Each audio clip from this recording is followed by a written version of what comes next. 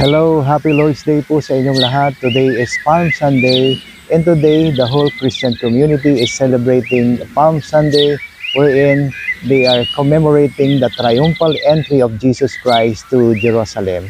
Isang account mo mula sa Biblia ang gusto kong ibahagi sa inyo.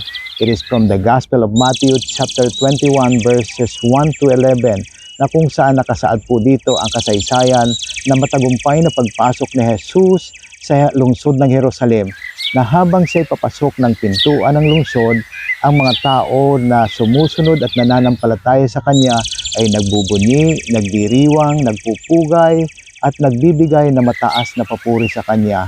Maari pong ang mga taong ito nung panahon yun ay tinuturing na nasa mababang level ng lipunan. And still, that time, ang mga tao pong ito ay itinuturing na least and minority in the community. Pero ang kanila pong ginawa nung panahong yon na pagbibigay na mabunying pagsalubong sa Panginoong Hesus ay nagbigay ng mataas na kamalayan sa mga mamamayan ng lungsod, at nagbunsod po ito upang ang maraming tao doon ay magtanong at magkaroon ng pagnanais na makilala si Hesus na pumasok sa kanilang lungsod.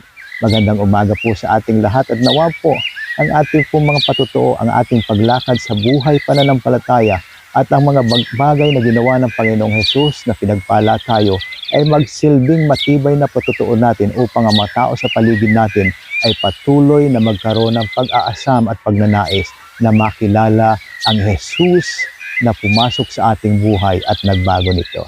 Nawa po sa araw na ito, maging matagumpay ang Panginoong Hesus sa pagpasok sa bawat buhay natin. God bless us all, and happy Palm Sunday once again to all of you.